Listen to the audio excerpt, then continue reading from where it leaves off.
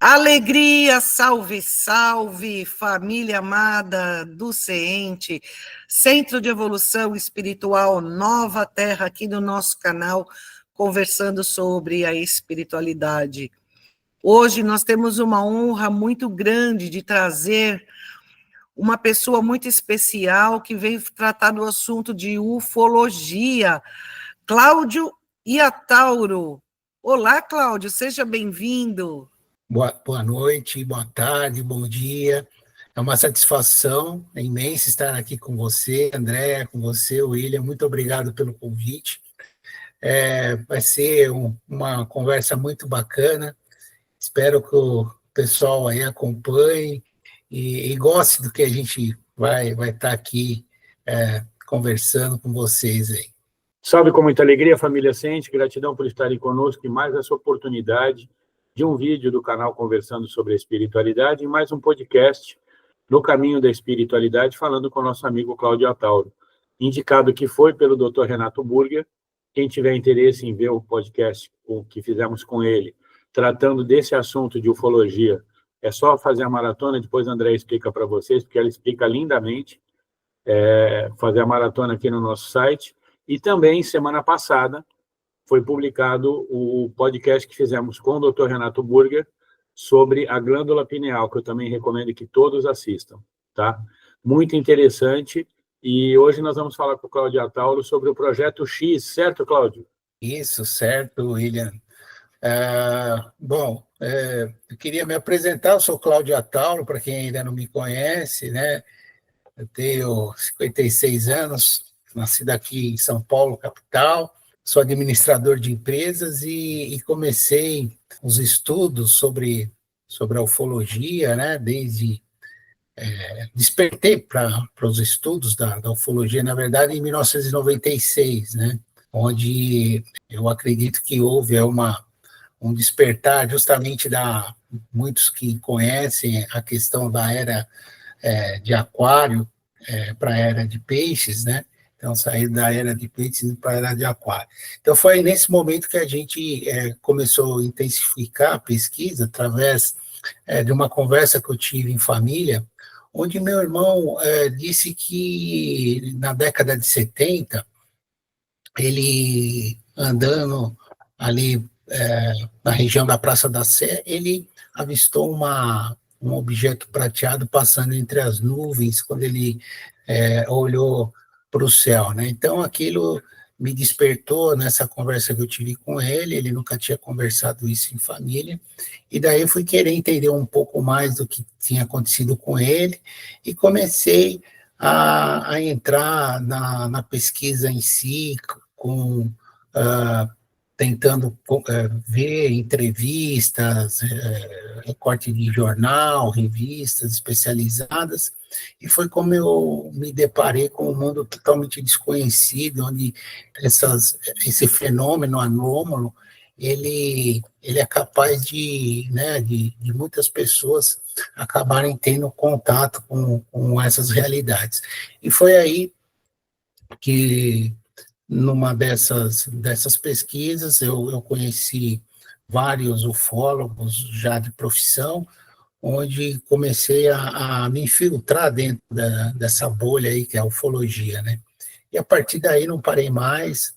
Hoje eu sou um dos membros, né, da Comissão Brasileira de Ufólogos, também consultor da revista UFO, do grande e saudoso Adhemar Jevaer, e também coordeno o Projeto X, que você muito bem tocou no início, onde eu coordeno um grupo de estudantes, né, de pessoas que são interessadas na pesquisa ufológica aqui na cidade de São Paulo. A gente começou dentro de um campo de estudo que depois a gente teve, na verdade, início nas bibliotecas públicas, né, André? Porque aqui em São Paulo a gente tem a necessidade de ter um espaço onde as pessoas possam conversar sobre esse assunto. E eu tive a ideia de fazer isso dentro de uma biblioteca. onde achei que seria pertinente ali, com os livros ali, a gente conseguir atrair mais público, né? E foi aí que a gente começou a desenvolver também palestras, atividades ufológicas, e hoje o Projeto X concentra todas essas atividades dentro desse rol aí, como eu disse, de todo o processo, né, dentro da ufologia, né? A gente tem ido a campo, fazendo pesquisa de casos, também fazendo os estudos internos nossos, de como a ufologia ela é multidisciplinar, né? A gente estuda química, física, biologia, astronomia, então é um vasto campo onde a gente, cada um ali tem uma percepção e um estudo sobre as diferenças características desse fenômeno, né? E, através disso, a gente está caminhando nessa longa perseguição aí para descobrir a verdade. Bom, como diria, como é que era mesmo o nome deles? O Mulder e a Scully, né? A verdade está lá fora, né? Curiosamente, o nome do seu projeto lembra a série dos anos 90 que eu assisti, acho que eu maratonei tudo, se eu não estiver enganado, que era o Arquivo X. Mas, para a gente poder seguir um pouco do nosso padrão aqui do podcast, Cláudio, vamos começar do início da sua vida familiar. Você já falou bastante coisa sobre o Projeto X, já até antecipou perguntas, né, que a gente tinha combinado, mas como é que foi o início da sua vida em relação à família, religião, entendimento dessas coisas, né? Porque do mesmo jeito que as pessoas falam para a gente que nós lidamos com espiritualidade, você mexe com essas coisas, a gente fala para você a mesma coisa. Nossa, você mexe com essas coisas de ufologia e tal. Como é que foi o início da sua vida para o pessoal entender como é que uma pessoa normal, né, começa a se interessar por essas coisas? Boa pergunta, William. Então, bom, eu, dentro da minha pesquisa e entendendo um pouco mais durante todo esse processo de vida, né, a gente entende que todas as pessoas que estão dentro desse planetinha aqui não são daqui, vieram de fora. Então, partindo desse princípio, a gente, no meu caso, particularmente, como você perguntou, eu tive uma infância, eu sou filho de descendente de italiano, né? Meu pai era filho direto de italiano e casou com uma brasileira, minha mãe, e eu sou filho de um segundo casamento, onde meu pai se casou e teve 5 filhos no primeiro casamento. Aí a gente, nessa família, a gente desenvolveu ali vários aspectos, né, de vida, de descendência, né? Os meus irmãos, por parte de pai, são de descendência germânica e eu direto dele, italiano, com brasileiro e tal. Então, a gente teve uma vida muito boa. Eu sou filho de funcionários públicos, né? Meu pai era funcionário público. E dentro dessa dinâmica, lá na minha casa, a gente tinha, assim, despertava um sentido para a espiritualidade, porque o meu pai era muito católico, minha mãe também, e nesse sentido, a gente fazia ali as orações dentro de casa e tal, mas com o passar do tempo algumas coisas foram acontecendo, e eu me lembro que quando eu era pequeno, minha mãe sempre me dizia, menino, você está falando com quem? Eu lembro que eu brincava com algumas crianças, né? E tinha um determinado momento que minha mãe falava que eu falava assim ao Léo, né? Que não tinha ninguém presente e eu achava que eu estava brincando com crianças. Só que isso aí foi crescendo e aí fomos parar num lugar especializado para saber se realmente o que estava acontecendo comigo, se era um problema espiritual, se era um problema de alguma outra ordem, né? Mas, na verdade, eu não sei até hoje o que aconteceu, né?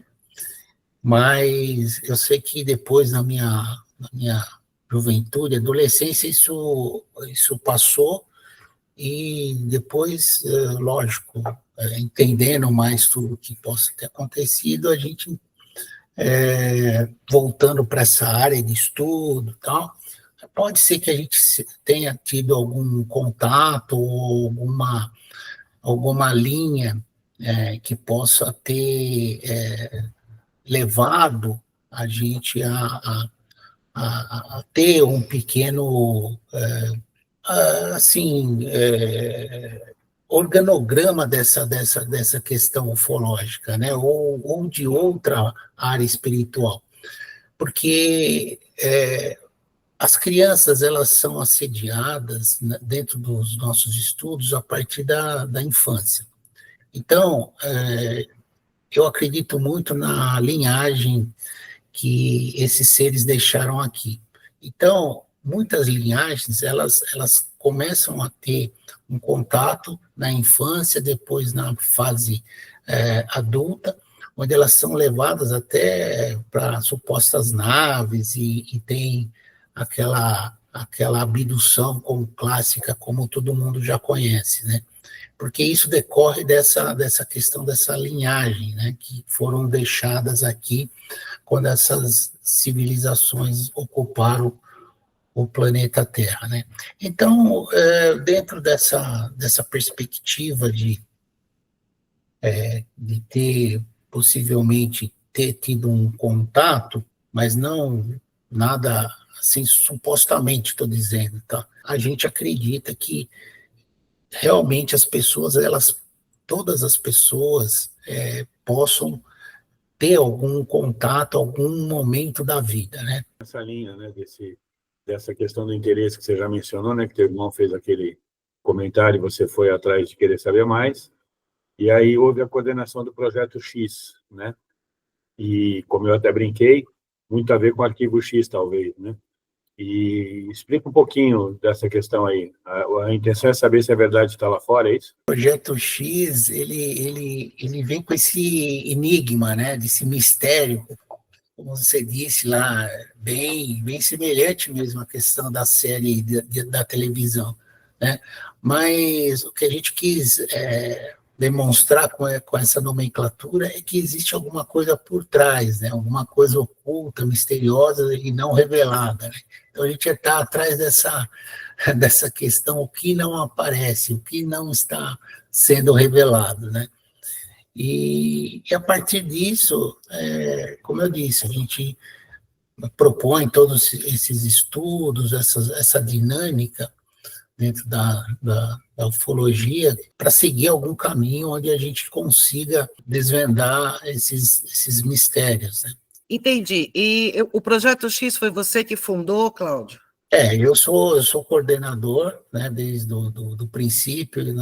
O Projeto X começou em 2017, quando surgiu essa necessidade que eu disse de ter um espaço para discutir esses assuntos na cidade de São Paulo. E muito interessante foi que na primeira atividade, que foi uma palestra, onde a gente deu o pontapé inicial, a gente trouxe nosso colega do interior de São Paulo, Giner Silva, que veio falar sobre civilizações no nosso universo, né? Civilizações que a gente poderia deslumbrar, né? Tanto a nível sequencial, né? Aquelas civilizações tipo 1, tipo 2, né? Conforme essas civilizações elas se reproduzem e se organizam dependendo da energia que o planeta consegue dar para elas, né? Eles conseguem evoluindo, né? Nessa consciência. E dentro desse parâmetro, a gente se deparou com várias pessoas que tinham casos parecidos de abdução, como eu disse, de contato, só que um caso especial nos chamou a atenção no final da palestra, onde eu abro, né, para todo mundo comentar, o seu quiser falar alguma palavra, comentar o seu grupo, fazer algum comentário específico, e foi quando um senhor pediu a palavra e veio nos pedir ajuda. Falou, olha, eu tenho um filho desaparecido e eu queria saber se a ufologia poderia nos ajudar a encontrar esse filho. Foi aí que deu um start em todo mundo e falou, nossa, como que a gente pode, como a ufologia, como esses mistérios, como esse fenômeno alômano poderia ajudar uma pessoa desaparecida, né?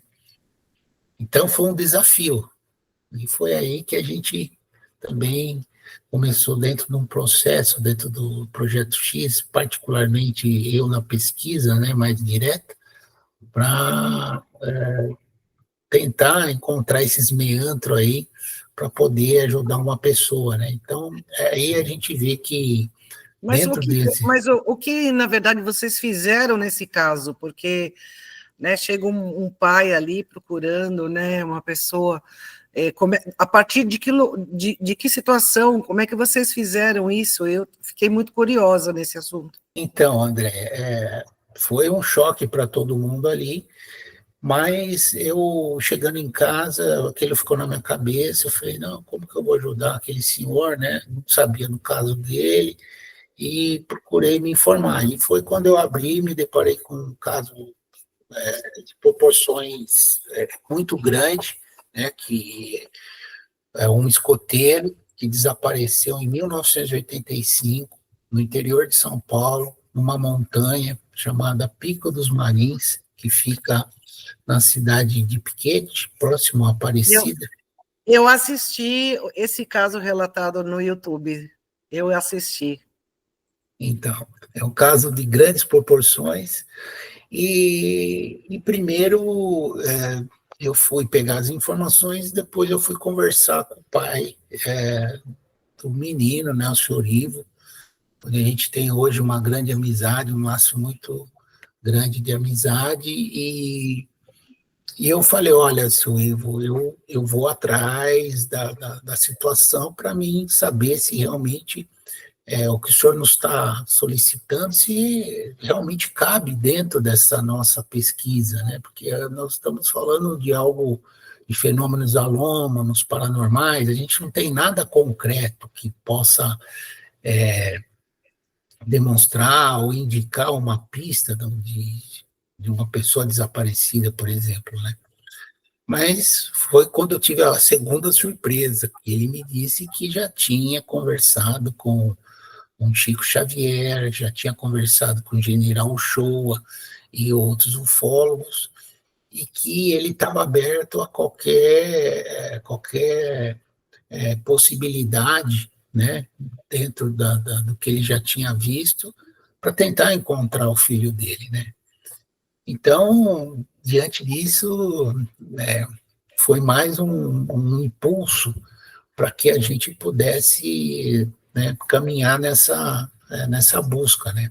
E foi quando a gente partiu ali para a pesquisa em si, né, pesquisa mais firme de campo, onde a gente ia tentar trazer alguns elementos que pudesse dar alguma resposta, se a gente iria continuar ou não, ou se não caberia, né, essa investigação.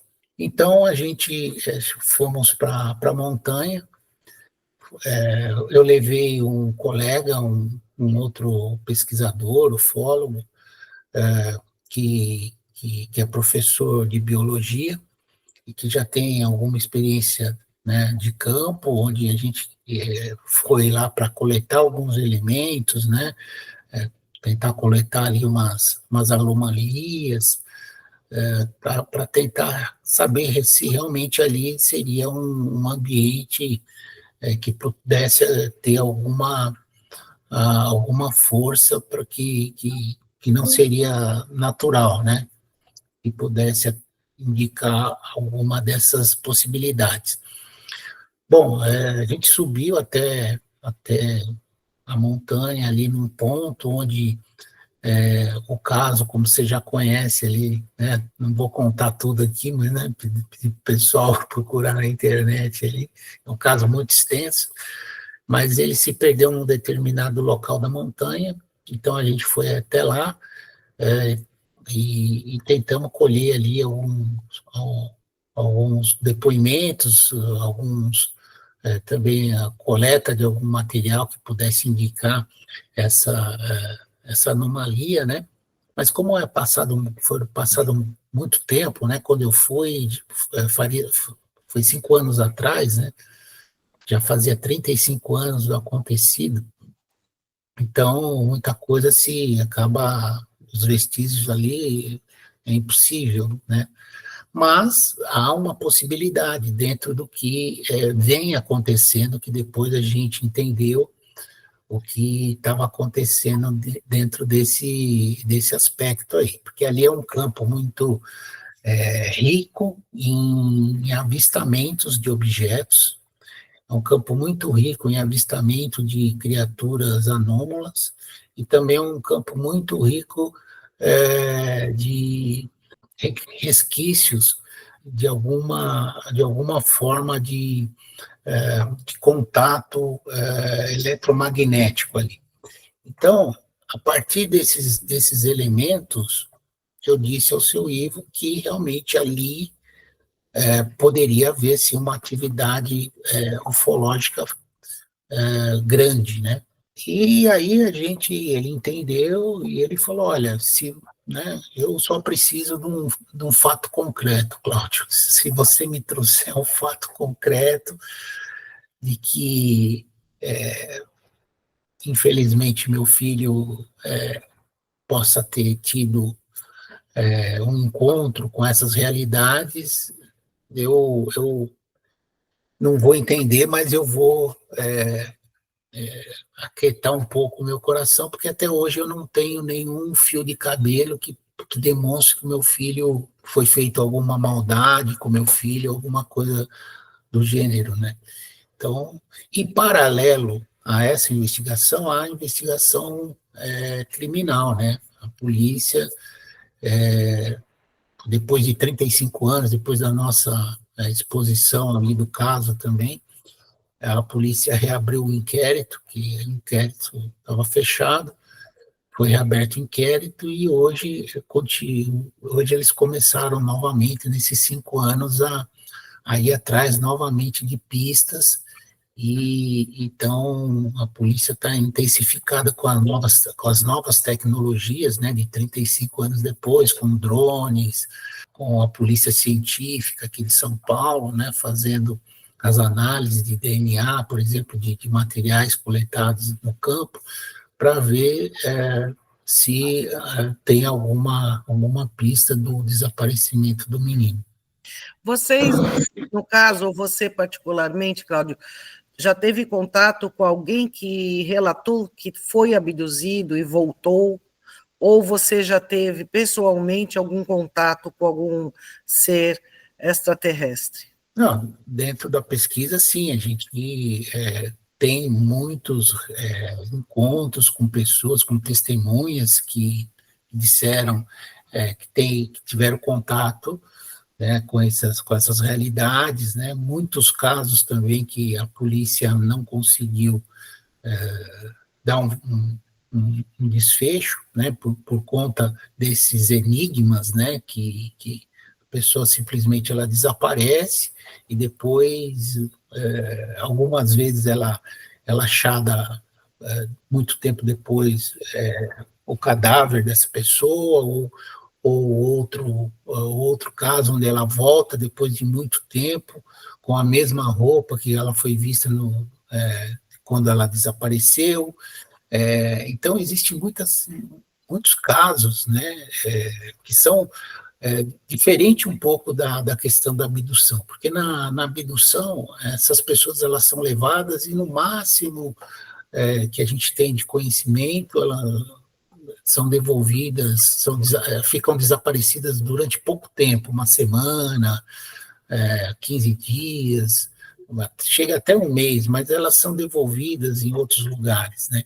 Então, acaba que são casos que é um mistério, né? E as pessoas ainda a gente não tem não podemos afirmar exatamente por falta de condição material, né? Cláudio, que décadas tem mais esses casos? A que mais tem? Bom, a gente sabe que ultimamente, aqui no Brasil, por exemplo, a cada um minuto, milhares de pessoas acabam desaparecendo, né? Mas 0,1% dessas pessoas, elas são tidas como pessoas que são casos inexplicáveis, né? Nesses casos, a maioria desses casos que a gente está tentando investigar aí, elas vêm desde da década, por exemplo, de 40, onde a gente tem alguns dados, né? Pode ser até anterior a isso, né? Mas a gente pega desde a década de 40 até a atualidade. Então, são casos pontuais, né? Não são, eu não digo para você que são muitos casos, assim, que a gente consegue catalogar, né? Porque nos Estados Unidos tem uma década aí que foi, assim, absurda, né? Os Estados Unidos tem, não sei se é década de 40, 50, mas foi, assim, centenas de casos. Por isso Sim. que eu estou perguntando se é mais ou menos coincidente com as aqui do Brasil, né? Não, então, esses casos que você está falando dos americanos, né, que desapareceram, são casos que, alguns casos são confundidos como as abduções também, né? Mas aí, no caso, as pessoas, elas são encontradas, né?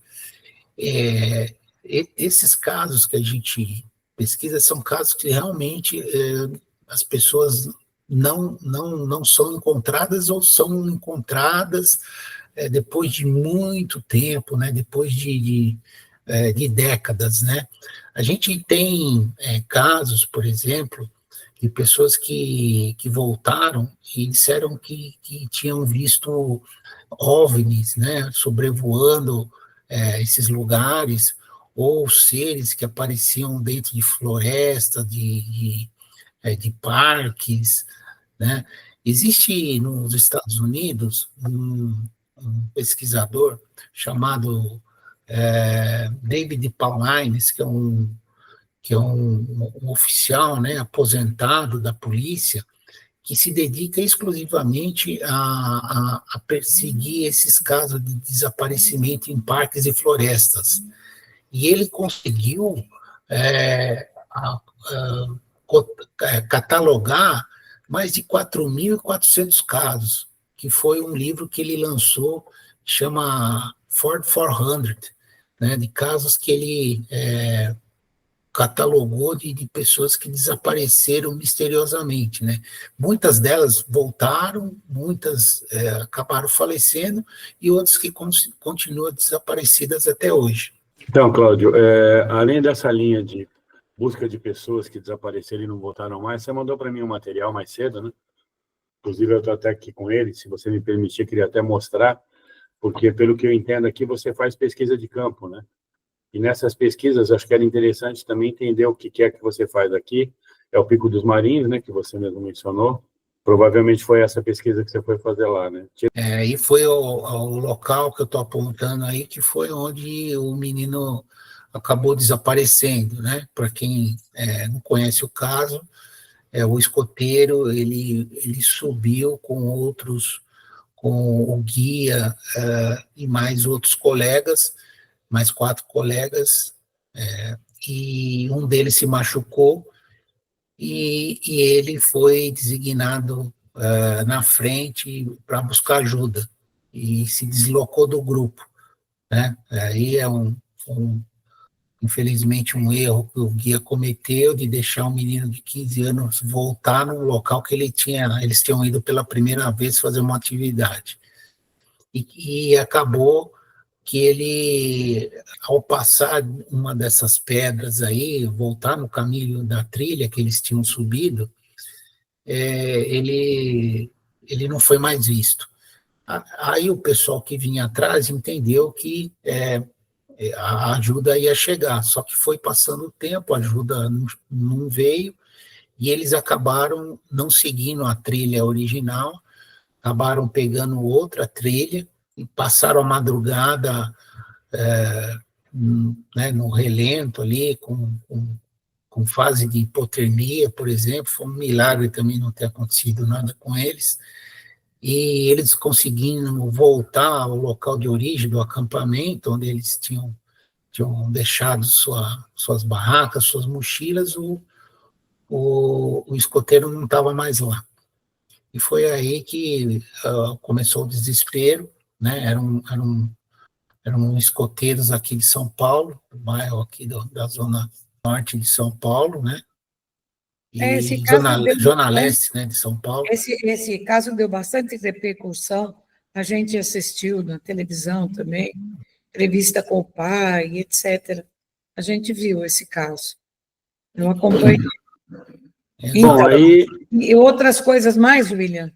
Sim, então, aí a gente tem aqui um que para nós é bem interessante, que é aqui em Peruíbe, né?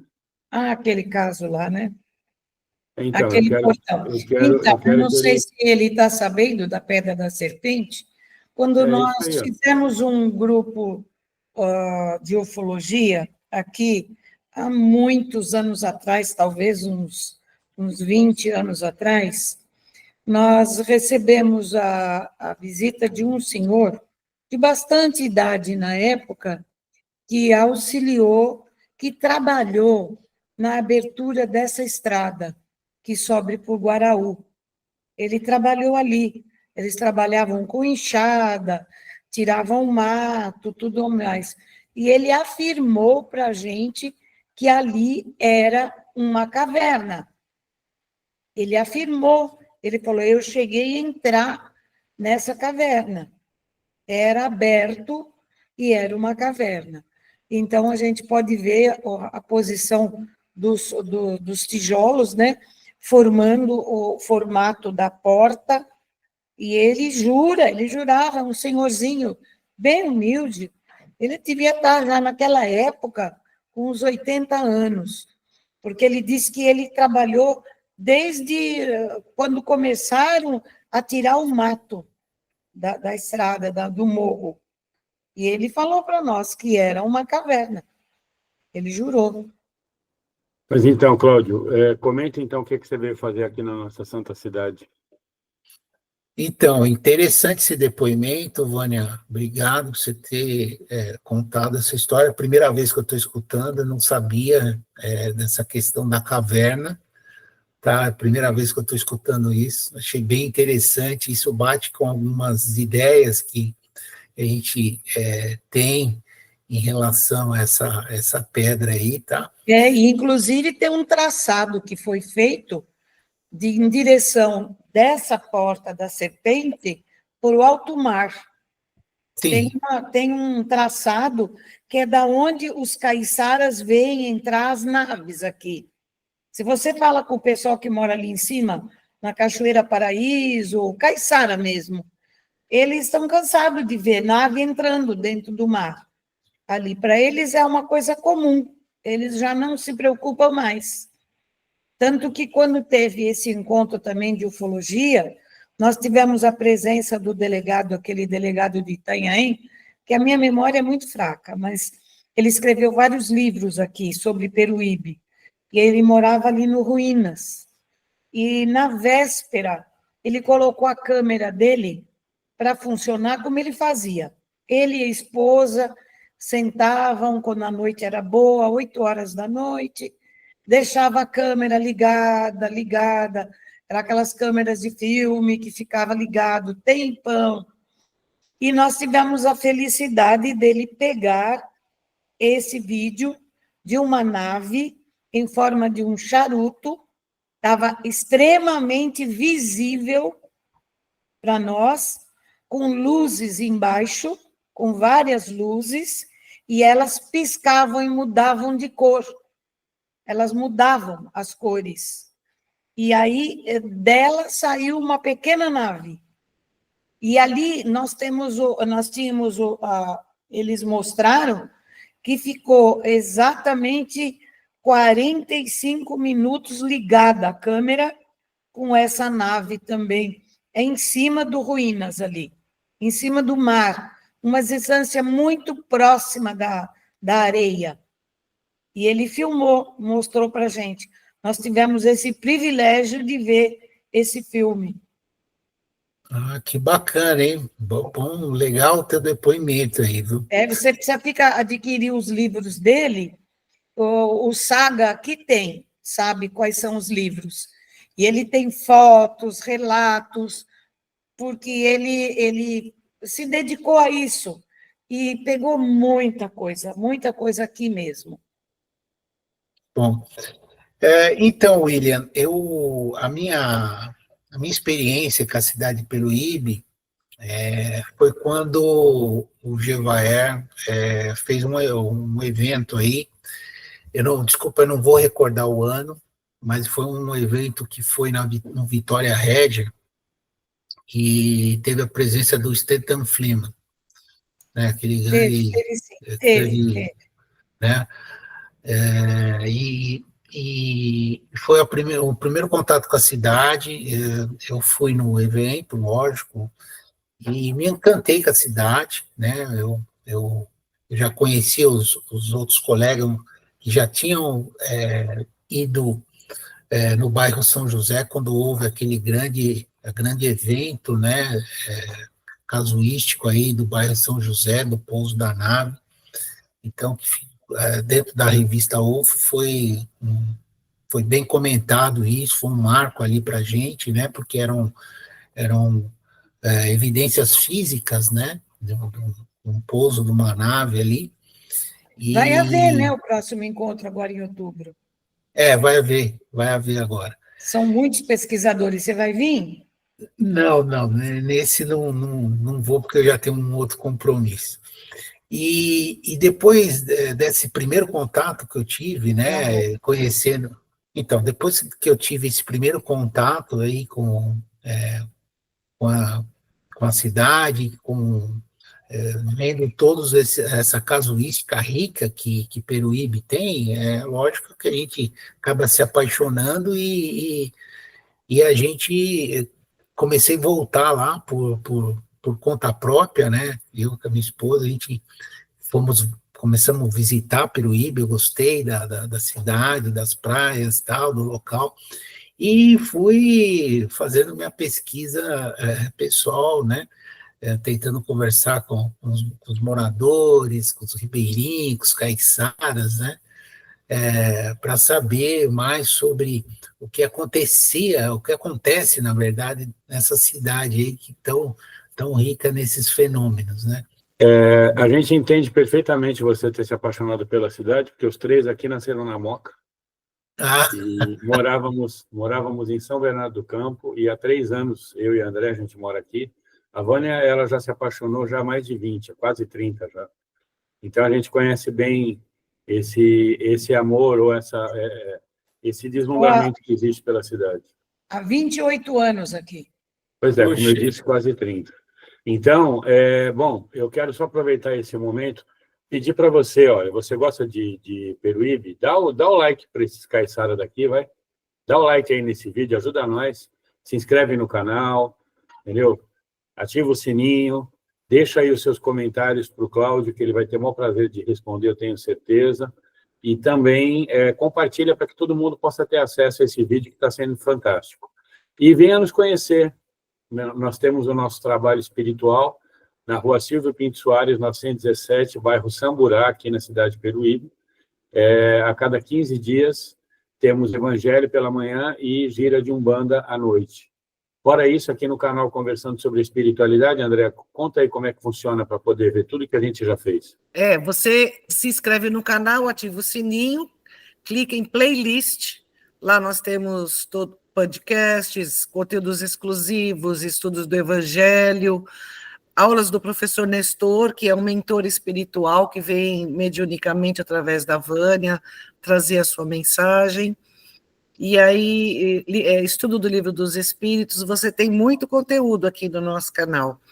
E nós temos, inclusive, em conteúdos exclusivos, que a gente fez um vídeo, eu, a Vânia e o William, sobre vida extraterrestre, dizendo sobre comunicação extraterrestre, que nós temos, inclusive, no plano astral, que não são necessariamente extraterrestres materializados, ou seja, num corpos de carne, num corpos visíveis. Você tem essas comunicações, essas interações também no plano astral. Então, aqui em conteúdos exclusivos, você encontra um vídeo nosso tratando desse tema, certo, William? É isso aí que você pediu? O William vai conversar com vocês agora sobre os livros psicografados aqui do nosso canal, da nossa Casa Espiritual. Foi isso que eu pedi, sim, André, gratidão.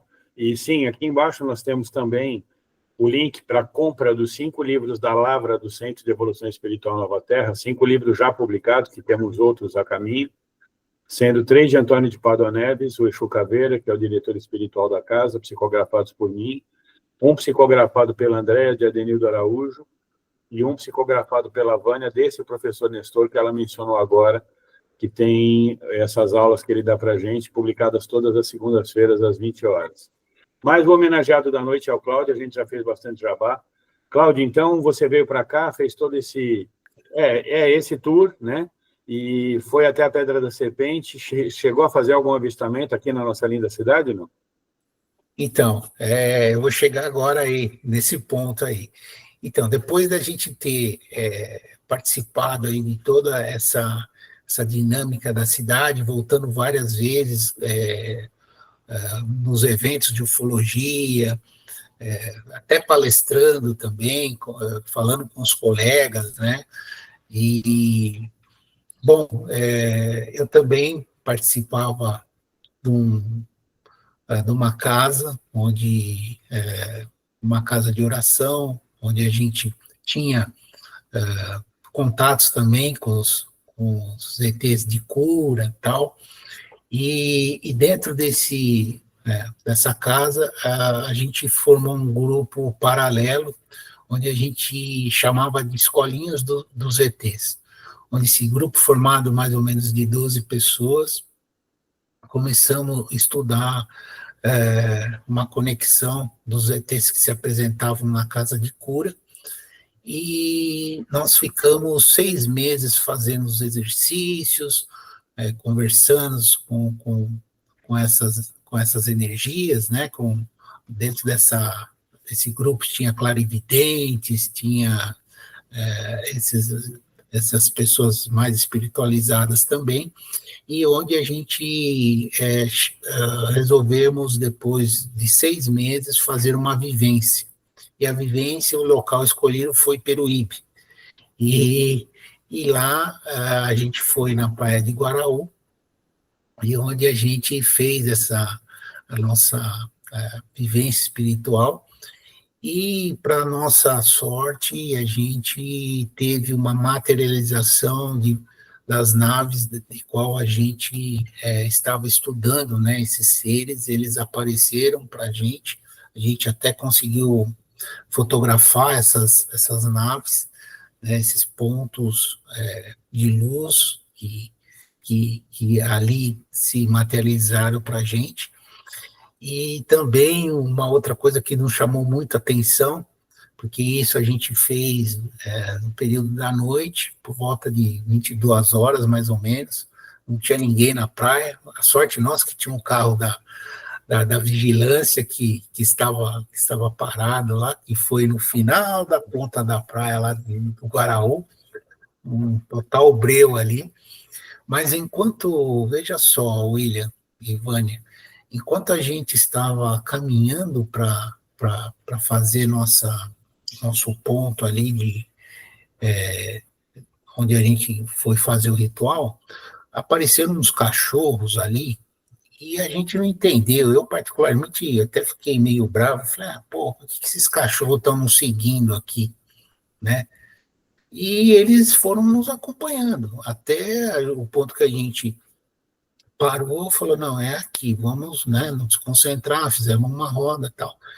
E, para nossa surpresa, os cachorros, eles ficaram um em cada ponta, no sentido sentado, como eles estivessem nos guardando ali, entendeu? Depois a gente até também tiramos foto disso, que a gente não acreditou, que eu falei, nossa, por que eles fizeram isso, né? E a gente entendeu que eles estavam nos guardando ali, porque algumas pessoas, né, passaram ali e eles rosnavam, tipo assim, não se aproxime, né? As pessoas deram a volta e foram embora. E só ficou o carro da guarda municipal, né, bem afastado ali. E depois que a gente foi entender isso, né? Então, foi uma experiência muito significativa que a gente teve ali. E a partir dali eu tive certeza que Peruíbe está no coração e a gente, cada vez mais, sempre que eu posso, eu vou, divulgo. Eu acho que Peruíbe é uma pérola do nosso Brasil aí, que as pessoas devem conhecer. Sempre que eu tenho oportunidade, eu levo as pessoas a Peruíbe, não só pela questão ufológica, mas também pela beleza ali das praias, do ecossistema e de tudo, né? E você teve alguma entrevista com o pessoal ribeirinho lá de cima, das cachoeiras, que tem as visões, que sabem de muita coisa? Você chegou a conversar com eles, não? Não, eu conversei com o pessoal dos barcos, que fica naquela região dos barquinhos ali, tipo do Yacht Clube que tem ali, né, que tem o aluguel de barcos ali, que tem um bar ali, onde houve um caso muito famoso, né, de um avistamento ali. E tive também contato com alguns moradores que me relataram ter visto tipo de algumas crianças que brincavam na água, né? Ele relatou para a gente ali que sempre via muitas crianças brincando na água, só que essas crianças, elas eram diferentes, né? Eram crianças que brincavam ali, mas de repente elas mergulhavam ali e sumiam. Era um grupo de crianças, né? Não era uma criança, era um grupo. Elas afundavam ali e desapareciam. E depois, de algum tempo, elas apareciam de novo, no mesmo lugar, ali, brincando. E outras pessoas também que me relataram, aí são pessoas mais do centro ali, que sempre viam seres andando pela praia, seres de luz, sempre histórias muito nesse sentido, né? E também eu conversei, vocês devem conhecer, lógico, com aquele senhor que mora quando você vai na estradinha para Guaraú, é chão de pedra, né? Tem um senhor ali que tinha uma mãe, era ele e a mãe, né? Parece que a mãe já faleceu. A mãe faleceu. E eu subi até o último topo lá de onde eles moram, eles têm uma vista magnífica lá, e ele sempre também me falou que sempre tinha avistamento ali, sempre via objetos passando por ali, né? Então são muitas histórias, né, Vânia, que a gente acaba escutando daí. Cláudio, eu acho que se Mulder e Scully tivessem conhecido Peruíbe, eles iam descobrir que a verdade está aqui, não está lá fora, não. Exatamente. Eu tenho total certeza. Falando um pouquinho das outras experiências ou das pesquisas que você mostrou aqui, esse de conservatório aqui, o que você pode falar para a gente? Então, a Serra da Beleza. Então, pegando o gancho da questão das montanhas, que a gente falou do outro caso, a Serra da Mantiqueira, ela compreende 3 estados, né? São Paulo, Rio e Minas. E me especializando um pouco nessa questão dessa região da Serra da Mantiqueira, Eu tive a oportunidade de várias vezes também a Serra da Beleza, junto com o nosso colega e ufólogo Marco Antônio Petit, onde ele se criou aí, né, na região de Conservatória, na Serra da Beleza.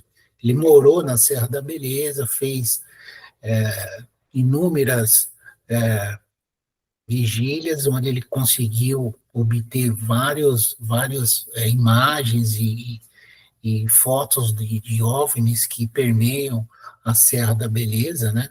Que é um lugar também fantástico, onde a atmosfera é totalmente também voltada a esses mistérios dessas naves, desses objetos, né? E riquíssima também na casuística, né? Então a gente pôde acompanhar ali através do Petit também essas testemunhas que contam que esses objetos ali são desde de muito tempo, que eles permeiam essa montanha, né, esse vale, né, essas montanhas ali, e que a gente acredita que eles pode haver ali, né, como muitos falam, uma base, né, onde eles possam ter criado ali uma conexão com esse lugar, né. Então, existe ali também um quilombo, onde muitos quilombos dessa aldeia aí já falavam de Mãe do Ouro, que viam esses objetos saindo da montanha, entrando e saindo, né? Então, a gente vê ali que realmente é um local especial também, onde essas realidades, né, toda essa anomalia é muito crescente nesse lugar aí. Além de ser também uma cidade turística, né, como Peruíbe, Conservatória é considerada uma cidade do chorinho, né, então o pessoal do Rio de Janeiro, né, desce muito para essa região de Conservatória aí nas montanhas para frequentar esses locais aí, né. Você viu que o Marco Petit vem nesse nosso encontro, né? O Petit vem. Sim, ele vai. O Boaventura também vem. Tem muitos ufólogos aí que... O Rony, também o Rony Vernetti, você conhece ele? Conheço. Então, ele vai vir também. Eu conheço quase todos aí do pessoal aí, né? A gente tem bastante conhecimento com os colegas aí, né? E aí na ESA, em Três Corações, lá em Minas? Esse foi uma pesquisa que a gente, como qualquer pesquisador, não podia deixar de conhecer Três Corações, que foi a Escola Sargento das Armas ali, né, no caso Varginha, onde a gente teve a oportunidade de estar conversando com algumas testemunhas do caso, né? A gente conseguiu conversar com uma das meninas e a mãe também das meninas, né? Aí essa testemunha aí, a gente conseguiu conversar com ela. Esse é o local, essa foto foi tirada no local dos fatos, aí onde ela viu, no bairro Andere, né? Onde ela viu a criatura, né?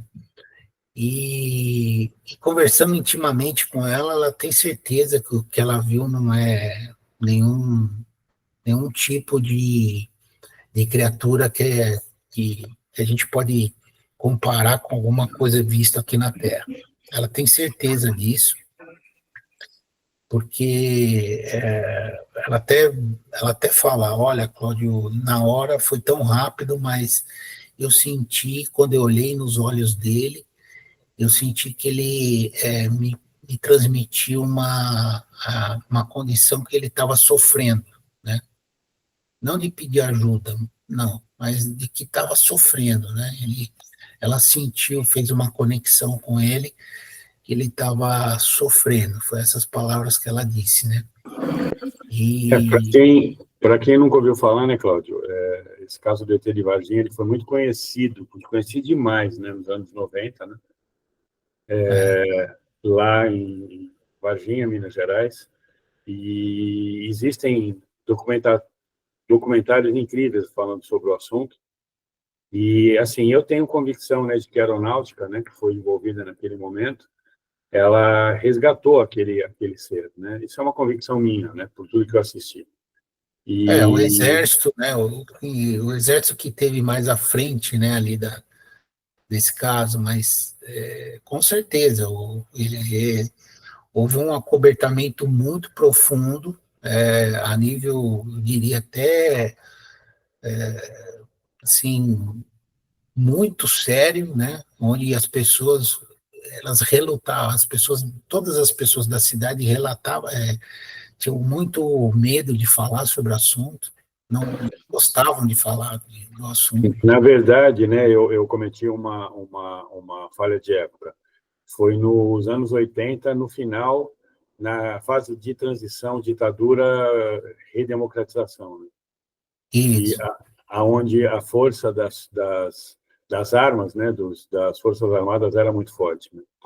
Então, que legal que você foi lá, poxa, teve a oportunidade Exato, de...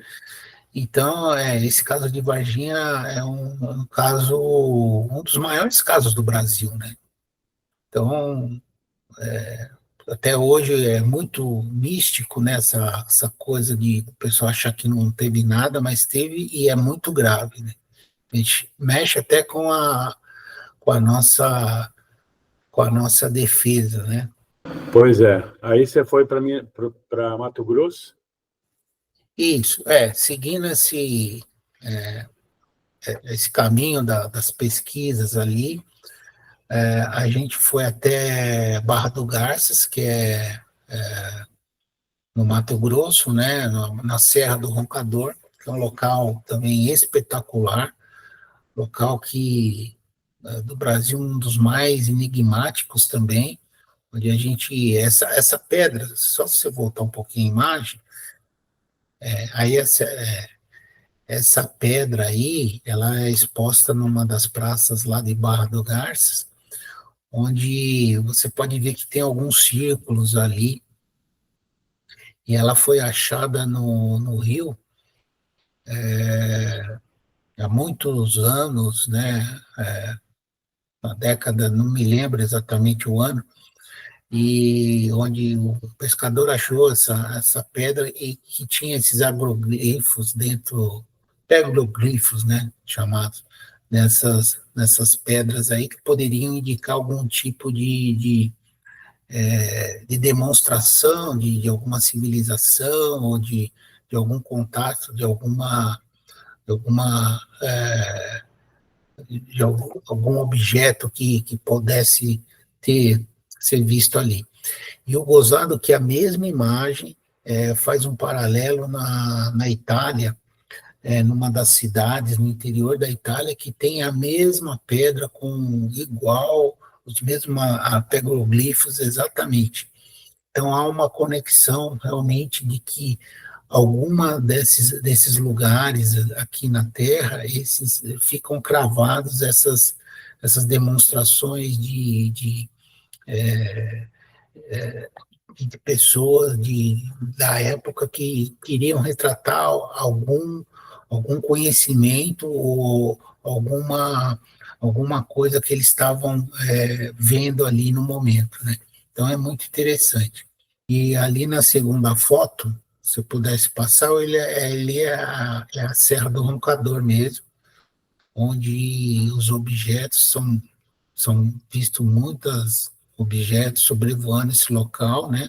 Também a gente acredita que são locais onde, possivelmente, são locais onde essas naves elas têm alguma conexão com essas montanhas, né? Não sei se é alguma força magnética, que eu acredito que possa ser isso, né? Que fazem com que elas permeiem todo esse campo aí. E aqui eu estou com um ufólogo argentino que veio investigar também esse local, né? Como na Argentina também existe vários locais, um deles é Entre Rios, onde há vários avistamentos, que é um litoral lá da Argentina, que fica em Córdoba, e também a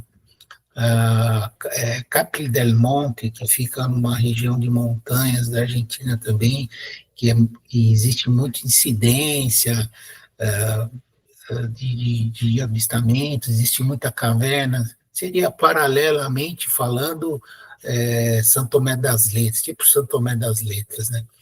Então, na Argentina também, como aqui no Brasil, tem lugares muito peculiares dessa questão ufológica, né?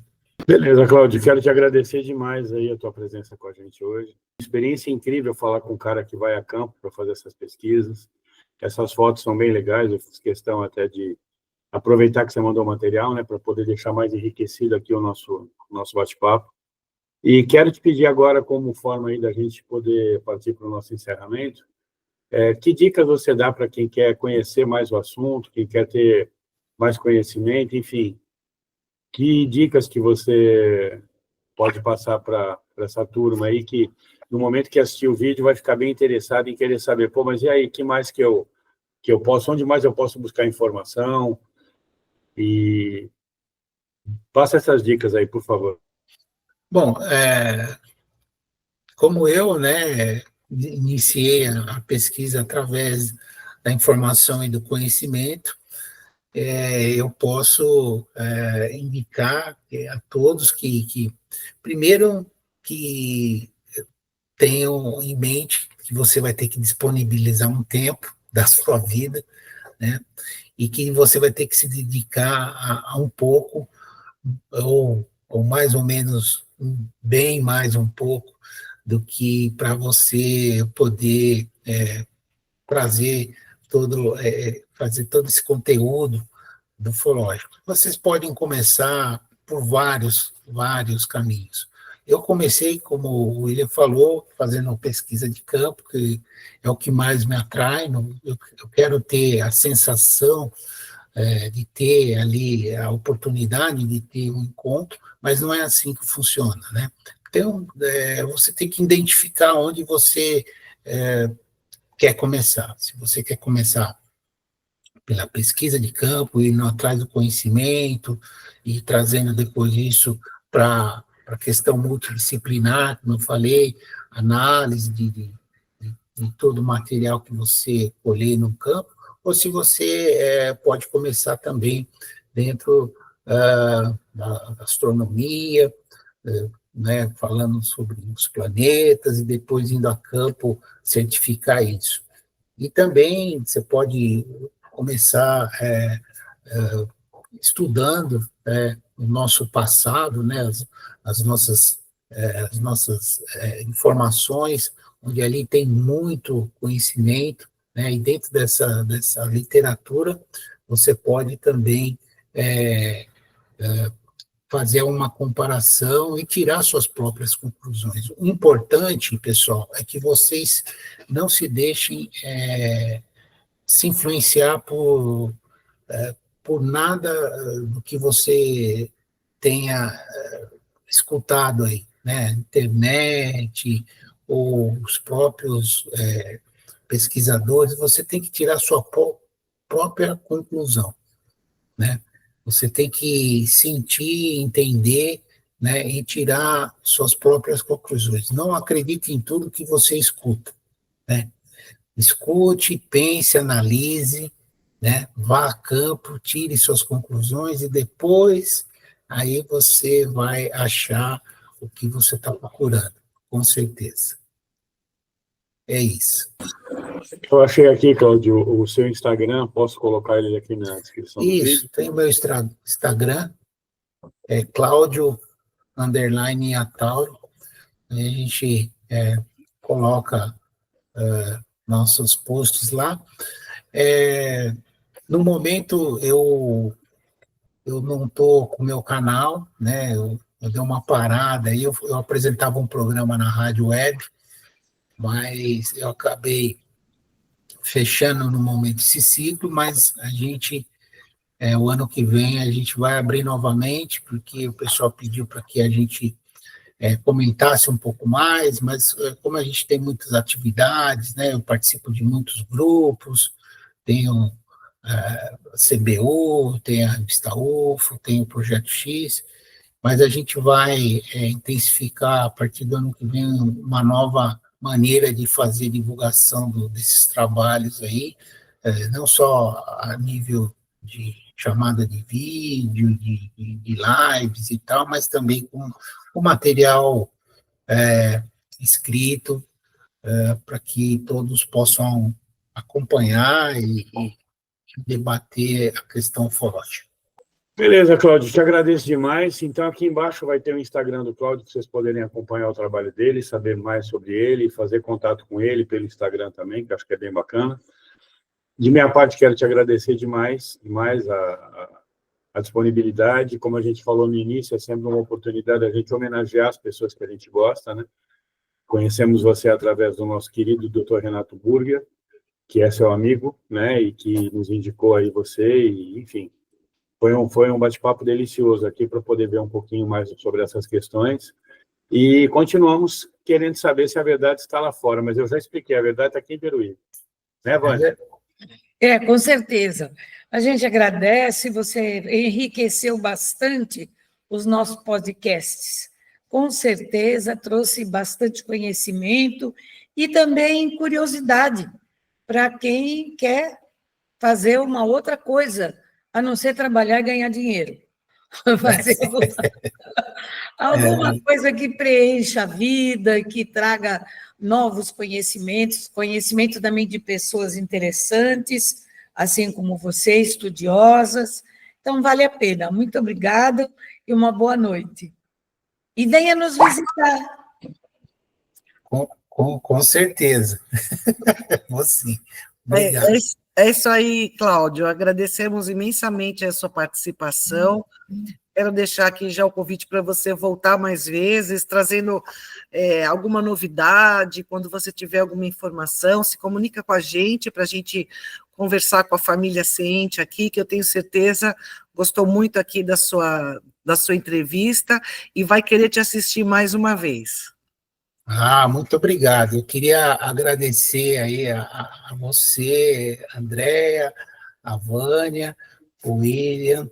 Muito obrigado pelo convite. Foi ótimo, né, conhecer vocês, né, o sucesso que vocês têm aí, com certeza, né, no canal. Vai expandir muito mais. Agradecer também meu parceiro, meu irmão, o Dr. Renato Burger, nosso membro do Projeto X, que deu essa oportunidade da gente estar aqui, né? O doutor Renato é um querido amigo, e pode ter certeza que a gente vamos se encontrar, eu vou a Peruíbe, faço questão de conhecê-los pessoalmente, né? E quando vocês também puderem estar vindo aqui em São Paulo, vamos comer uma pizza lá na Moca, e lá a pizza também é muito boa.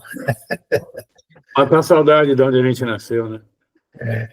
Gente, um salve com muita alegria para todos, gratidão por estarem conosco até aqui, deixa o like, se inscreve no canal, compartilha para todo mundo conhecer essa informação. Um beijo no coração de todos, até a próxima, axé. Axé. Axé. Axé.